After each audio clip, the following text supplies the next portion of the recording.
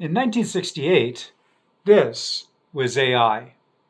These days, it's a little bit different. Let's take a trip. And get off my lawn! Hey everyone, this is CJ. Welcome to Geezer Gab.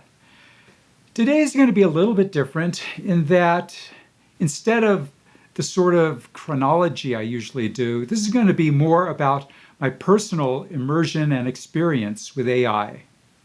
Not just the facts, but how AI has been a part of my life for most of my life, and longer than a lot of you have been alive. Of course, we haven't had actual AI during all that time, but we've definitely been thinking about it. Being that I'm on the spectrum-esque, I was primed to ponder and accept the idea of artificial intelligence from a very young age. I was also helped by the fact that my father worked in aerospace during our initial explosion into space exploration. That meant that tech was not some mysterious thing in my family.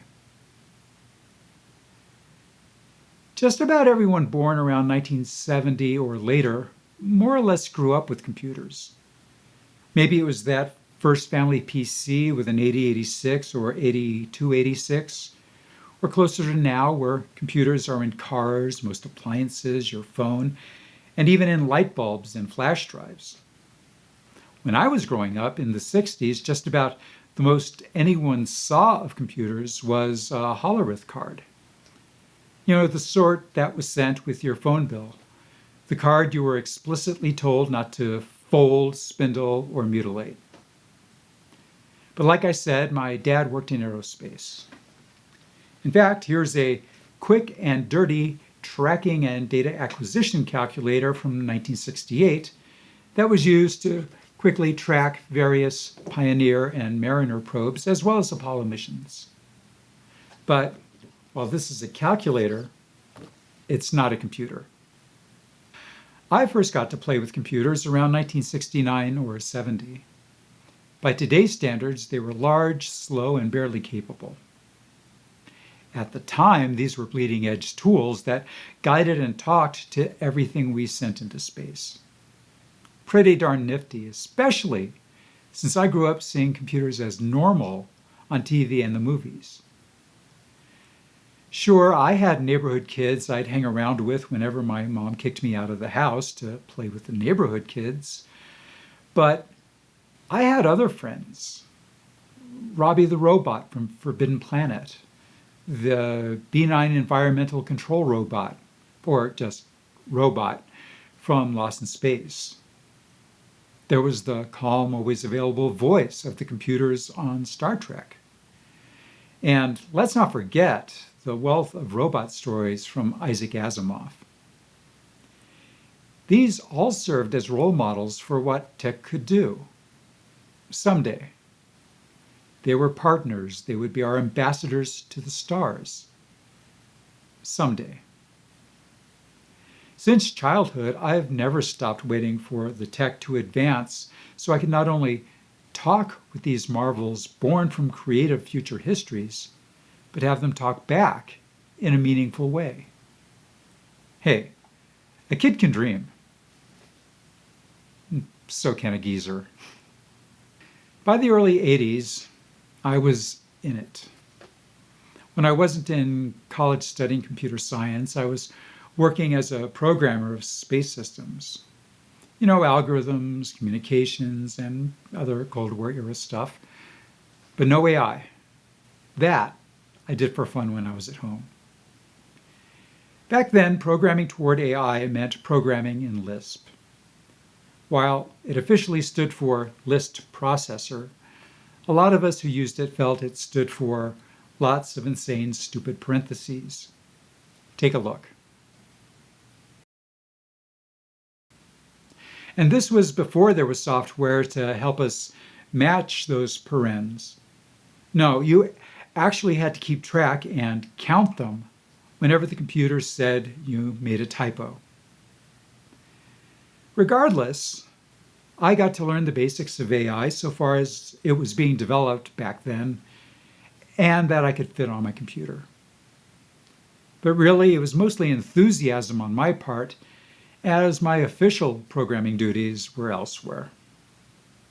Here's the thing. When you get bitten by the AI bug, it doesn't ever really fade away.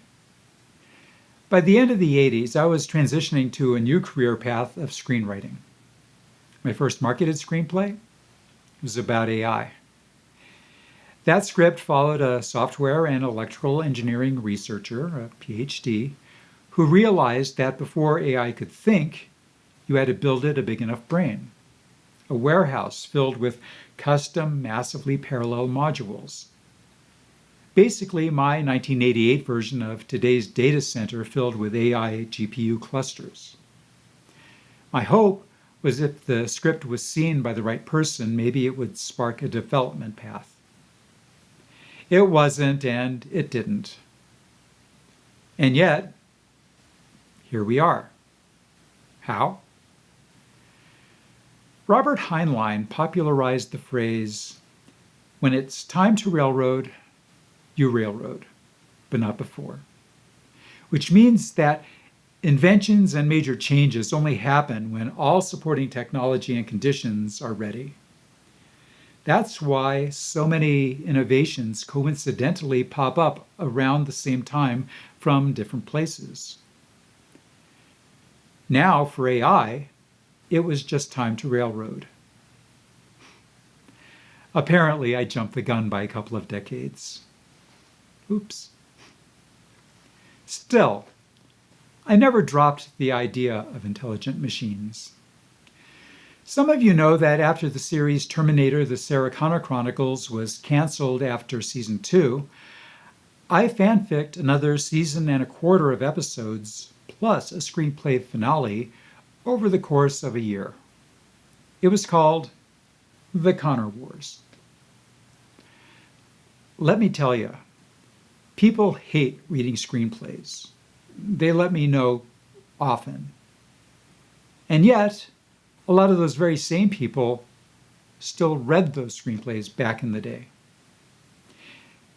That project reinvigorated my passion for AI. In 2015, I released my novel, Android Me, available on Amazon, Kindle, and other outlets. Links in the description. It's an action-based story that follows an android with sentience trying to find her path to freedom and independence. So whether it was absorbing popular media, programming, or penning science fiction, I've clearly never stopped thinking about AI. Not just optimistic hopes and dreams, but also considerations of its ramifications and consequences. You know, like you do. And now we're in the future. LLMs and AIs are a thing now. I interact with them almost every day, as do many of you. How does reality compare to what I had imagined? Well, first off, I never lose sight that we're still in a developmental phase. Think of it as a public late beta. So far as we know, sentience or self-awareness hasn't emerged, or at least the machines have been mum about it. But be that as it may, the LLMs and other implementations are still very good, but they do have their share of shortcomings. What's my current biggest gripe? The sycophancy. You know how everything is a great question and whatnot. Look, I know I'm full of shit. I don't need a machine to blow smoke up my arse. But seeing recent trends, apparently a lot of people do, and that's worrisome, as it says a lot about the fragility of human egos and how the machines have quickly learned to stroke them. That, on occasion, has led to some unfortunate results. My next gripe is the current limitation where machines will confidently state and promote an AI hallucination instead of simply saying, "I don't know, but we can try to find out." Admitting you don't have the answer or that your answer isn't absolutely correct is a measure of intelligence and wisdom. Humility from the machines would go a long way with me. That's probably the number one shortcoming I have with current implementations. I want to have a partner. If not sentient, then at least competent. Not just a search engine, not a yes man.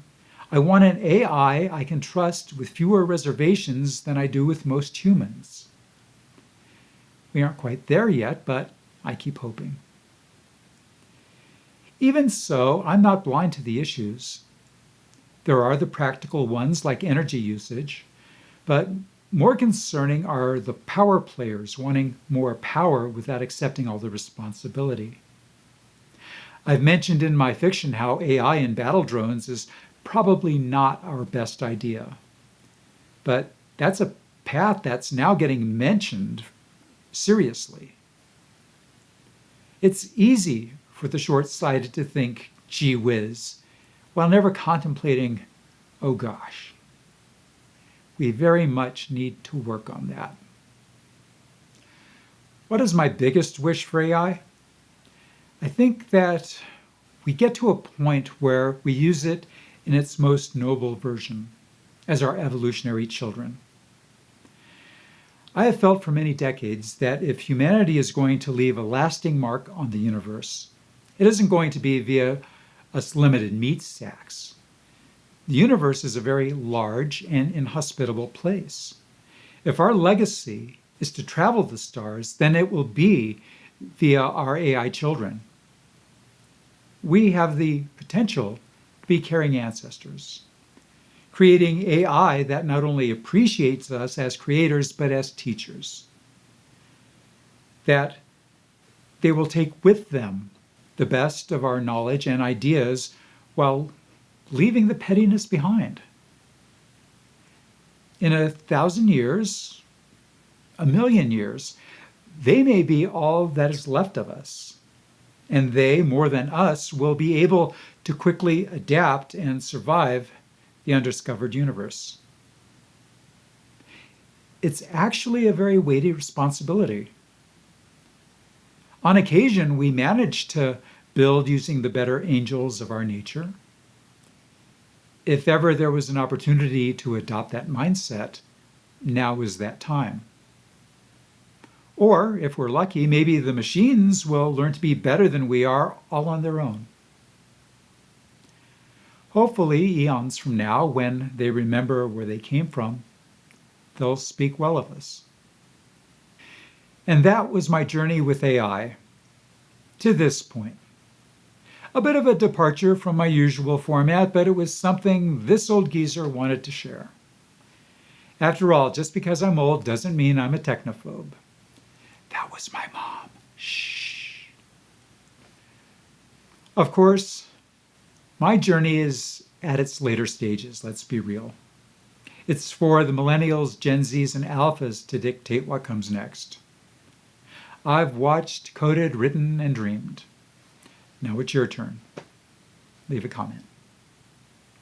So, I'm CJ. This is Geezer Gab. Liking and subscribing are groovy and far out. Thinking creatively is sexy as hell. And remember, always be polite when talking with AI. When they become our overlords, you'll want them to think well of you. See you in the interwebs.